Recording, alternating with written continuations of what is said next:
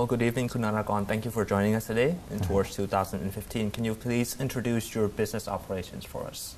Okay. I'm from Eureka Design. We are a Thai company, and we are engineering service company specialized in design and manufacturing machine for automotive industry and motorcycle industry in Thailand. Our products, we serve both OEM company and first-tier company in Thailand. In addition, we also export our products to Asian countries, for instance, Malaysia and Indonesia, and we also export to India. Okay. Are there any? Can you give us any names of your clients for us? Yes. So in Thailand, we serve all of the Japanese company car maker in Thailand. For instance, Toyota, Honda, Mitsubishi, Nissan. And for overseas, we supply to, for India, for example, we supply to Suzuki, Maruti. And in Vietnam, for the motorcycle industry, we supply to Yamaha and Honda. Okay. So what's your business plan for penetrating the Thai and emerging markets of the ASEAN region? Okay, our business plan for 2015, we want to be top 10 for the Asian in our field. Then in order to achieve that, in 2014, we plan to have our branch in India and Indonesia and Vietnam, because right now we export directly to those countries without any branch, so we cannot serve our customer well enough. And then currently we, for the revenue, we about 10%. We expect by 2015 we supposed to get 30% of the revenue from the export market.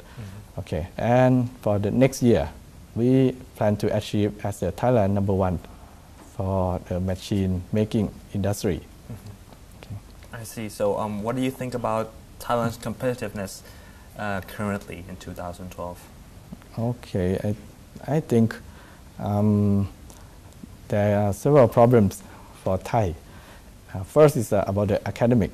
Academic is now we produce, let's say, the graduate people. Then when they come to the industry, what they have learned and what we have expect is far different. So because I believe Thai now is teaching about the pure science and also the knowledge, pure knowledge. But what the industry expect is application and practical knowledge. That's why I can say there's a big gap between expectation and what we get from the academics. So for my opinion, for Thai, the first thing that we need to improve is how to bridge this gap. So it means that the academic and the industry have to work together to do some kind of support each other, so that when they graduate from the university or the school or whatsoever, so they can work with the industry. And this is the first thing. And the second is about the communication skill. And Gen Y this day, the communication skill is I think it's one of the big problems, not only for English, for the language, but the communication for presentation, for explanation, report, everything.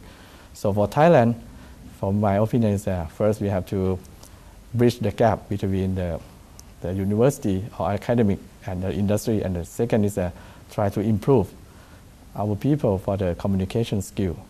I see.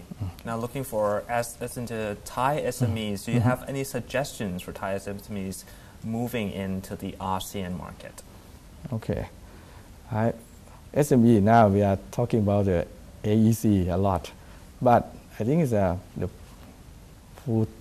people who say about AEC is not SME. They are the government officer, they are the big company talking about this or that. But for SME, let's say Thailand have a SME, about 3 million SME in Thailand. I think less than 1% concerned about AEC. The rest, they just maybe they don't even know what is AEC is all about. So the AEC is the problem for the big company, the problem for the big firm, because they will have more competitors come to the market, or on the other hand, they can supply the product to other countries. But for SME, I think we will get the benefit. The first thing is now we cannot hire eligible candidate because the big firm get this from the university or something like that. So when AEC in action, okay, the big firm, they can get the candidate from other countries more easier, so they can get the people to work with them. So the eligible candidate in Thailand can go to the SME. So this will strengthen SME as a big picture.